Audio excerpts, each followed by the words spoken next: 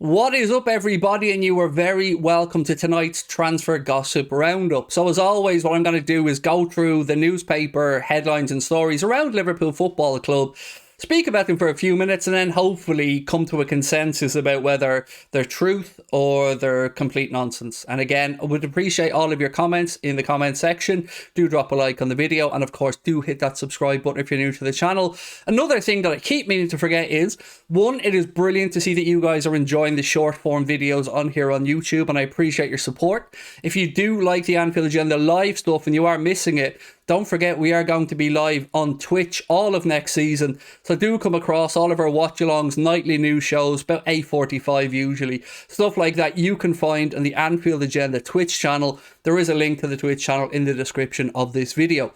Right, I'm going to get straight into it, my friends. There's a lot to get through. So firstly, let's talk about Sadio Mane. Now, I think we've all, I want to say come to terms with or made peace with, but I think we all understand that most likely Sadio Mane is going to move to Bayern Munich in this transfer window.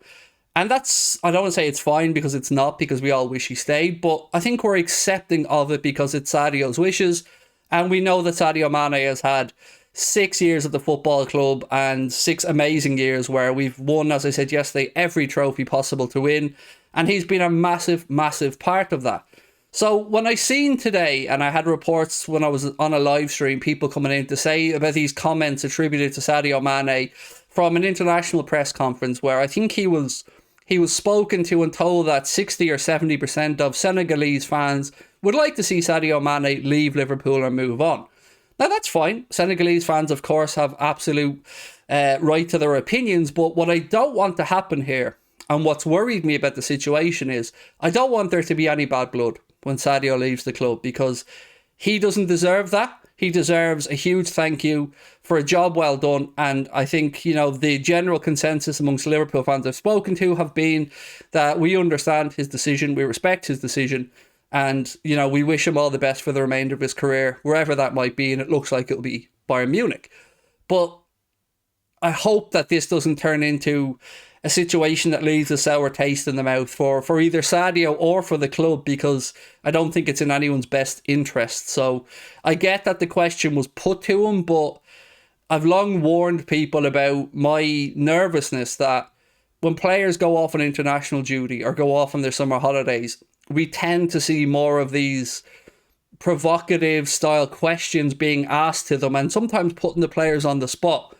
So it's no surprise to me that this type of tactic or question is being put by journalists, because that's their job, really. But I just hope Sadio maybe bats them away a little bit, because the last thing anybody wants is for Sadio to leave with a bit of a bad taste in the mouth. He doesn't deserve it. He's amazing. And, you know, we're all very sad that he is moving on. He's going to a great club. If he goes to join Bayern Munich, you know, nothing but respect there.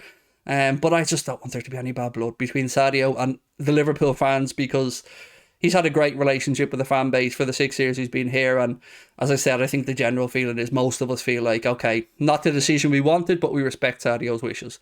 So with Sadio in mind, let's talk about a potential, I suppose, an easy potential replacement. And by easy, I mean it's easy to see why this makes sense to both clubs. And that's Serge Gnabry. So Gnabry is, like Mane, got 1 year left on his contract. He's younger than Sadio Mane, so there is that. But I would also say I don't think he's as good as Sadio Mane. And I can't figure out if this is a really good potential move for Liverpool Football Club or an easy move, because, as I said, of the situation. And they want their player. If we showed an interest in their player, you would imagine, you know, obviously Gnabry would have to have his say as well, but you'd imagine that a deal could be done. My problem is, the only reason that I have any doubts about it is I just need to know that it's Klopp's first choice, because that's where my transfer wants stop and end. Whatever Jurgen Klopp wants, I hope that the club do their utmost to sort out for him, because he's committed his future till 2026 to the club. I've no doubts that when he committed his future to the football club, Klopp, he would have known that he has to build his second team. And for me, the only benefit of Gnabry over Mane would be the age side of it. But as a player, as good as he has been in Germany, and look, he has been very, very good over there, I would be a little bit concerned if he was to come in to replace Sadio Mane at Liverpool. You know, if you're looking at potential replacements, you're thinking Christopher Nkunku, you're thinking Jared Bowen, and I know that divides some Liverpool fans, but for me, I think Jared Bowen would be an incredible fit.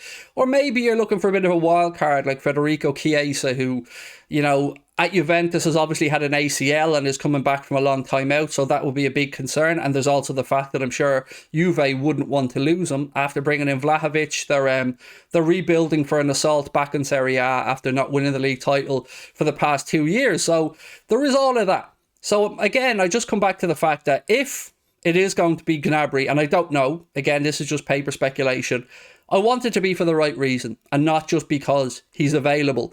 So Thiago was an example. Thiago had told Bayern Munich he wanted to move on, and that was a transfer that made sense for a whole host of reasons, mainly because Thiago was absolutely amazing and he wanted a new challenge. Liverpool got the deal done with Bayern. He's come in, bing, bang, bosh. So I hope if it's Gnabry, and I'm not convinced, I have to say, I'm not convinced. I hope if it is Gnabry, it is because that's who Klopp singled out and not because it's convenient. And then, you know, I don't think it will be because it's convenient for any deal, because I do think Julian Ward, Klopp and the entire team have been near on perfect with the transfer business. So that moves me on to the name that has probably been spoken about the most with regards to Liverpool this summer so far, and that is Darwin Nunez. Now, a report has come out from, I think it's The Independent, and their football side of their business has come out and said Darwin Nunez is understood to have favoured Liverpool up to now. The key words there being up to now, but his camp are prepared to listen to Manchester United as well. So if it's a straight shootout from a playing perspective for Darwin Nunez between us and Manchester United, the obvious choice is to come to Liverpool. You know, you've got Champions League football, you've got Jurgen Klopp, you've got a team who are in a really good place that have been winning trophies against a very, very, very, very big club, of course, in Manchester United, a club that can certainly pay more in wages than we could afford to pay at Liverpool. But I would say for his footballing education and his footballing pedigree, Liverpool would be a better choice. I'm still unconvinced if Darwin Nunez is the real deal or if he is just being hyped up. I guess time will tell. But again, I will bow down to Jurgen Klopp, and we've seen Klopp speak highly of Darwin Nunez before. If he is to be the answer this summer, and again, we wait to find out if he is or isn't, I hope it's because it's who Klopp wants and not, again, because he's a 9 who's available. And the really interesting thing about this Darwin Nunez transfer is the reported transfer fee has varied massively. It's gone all the way from, I've seen 60 million up to 130 million euro, which is about 105, 110 million pounds, something like that. Now, I would suggest that either Liverpool or Manchester United, if either of those paid the higher end of that, they're being robbed because he isn't worth that yet. Potential is there, but he hasn't fulfilled that potential just yet. Let me know what you guys think. And I know we get a lot of United fans that drop in and watch the videos as well. So, you know, I know you guys have been linked with him. You've been linked with Frankie de Jong as well. What do you think happens here? And Liverpool fans, my fellow Liverpool fans, what do you think about Darwin Nunez? Because, as I said, for me, you're looking at obvious replacements. You're thinking Nkunku, you're thinking Jared Bowen, Chiesa. But we also have to be mindful that we have to replace Divock Origi in our squad. And Divock Origi was, I suppose, if you want to call him a plan B or another option, that target man, that powerful runner that can run the channels, hold the ball up, link up play, and, of course, gives you an opportunity to just stick a ball into the box if you want to try and get somebody's head on the end of it. And Darwin Nunez has all those attributes, but if he's to come in as a replacement for Divock, you're not going to be spending the type of money. If Liverpool are going to continue to play with a false 9 or a utility forward that can play across the front 3, we're not going to spend so much money on Darwin Nunez. So if we sign Nunez, I would suggest that it's probably gonna see us have a change of system and maybe a little tweak, and that's not unusual, you know. I'm sure Guardiola's going to have to change his tactics a little bit now that he's brought in Julian Alvarez and that he's brought in Haaland. So perhaps this could be a little changing back to the time where we see the old number 9s coming back into the game, because they've kind of been few and far between in recent years, particularly the big, strong, attack-minded ones like Darwin Nunez. You know, we've seen Sergio Aguero as an example, a proper fox-in-the-box type striker. So I'm unconvinced on Darwin Nunez as of yet. mainly because I haven't seen enough of him to form a valid judgment. But I want to know your thoughts, my friends. What are your thoughts on Gnabry? What are your thoughts on Darwin Nunez? And of course, what were your thoughts on the comments from Sadio Mane after what was, and it was a loaded question by the journalist. So again, love to know all of your thoughts. As always, this is going to be a regular segment that is going to be going up every night at around 10:30. Yeah. Drop a like on the video for me, hit that subscribe button, and I will see you guys hopefully on Twitch tomorrow for an hour and a half long stream at 8:45. And if I don't see you then, I'll probably be a little bit later tomorrow uploading this, but you will get one of these videos again tomorrow night, which will be Saturday night. So I will talk to you soon. Take care. Bye-bye.